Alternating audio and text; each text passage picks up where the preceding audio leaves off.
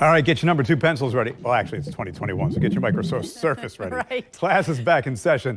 All morning long, we're taking you to Shark Summer School. Earlier, we showed you how to track sharks from the comfort of your own home, but some people prefer that front row seat.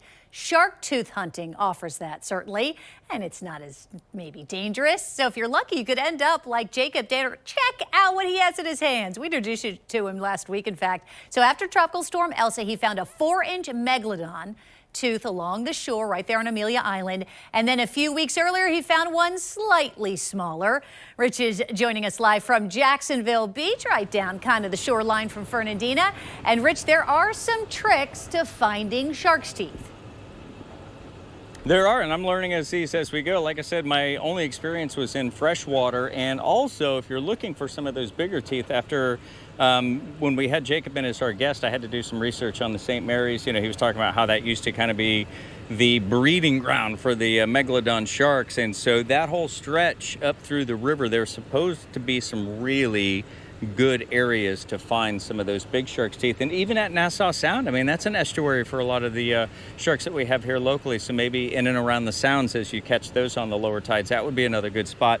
But here, if you're coming out to the beach, and this is using some really extensive research, the people that I see on Facebook that are posting shark's teeth, I always go and read to see what they're finding. And it is usually after we have some sort of storm, whether it's a nor'easter or if we just had, you know, a normal than higher than average tide, because that helps to come through and basically acts as a rake. I mean, you have to think that our beach isn't the natural kind of beach. We've had it reclamated so many times that it's more of a sandy silt than it is the coquina sand. And the coquina sand is what we often think of when we picture the Florida beach as sort of the yellow, broken up shells and stuff like that. So when these storms come through, it does help to pull off some of this top layer, the silt, and exposes that coquina. And the reason it's easier to find it in the coquina is you've got the dark black and or the gray, but they're almost like a varnish kind of look. They have a smooth texture, so it gives them a sheen, and against the yellowy kind of broken up shells in the sand that make up that coquina line, that is where they tend to stand out a little bit more.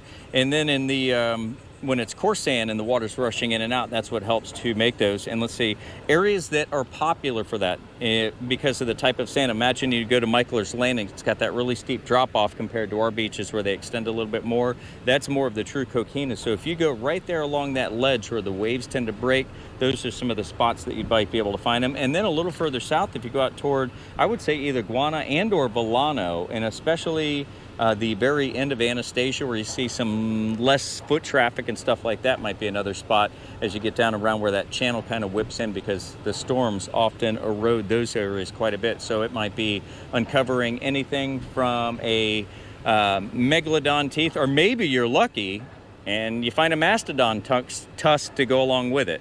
I don't know if those are in the same category or if they even lived here along our beaches, but it's certainly going to be a favorable spot if you are looking for some shark's teeth. Coming up, we're going to take you beyond the sand. Let's see, what are we doing next? We've got stuff coming up here. Oh, I know what we're doing. Mermaids. Yeah, they're real.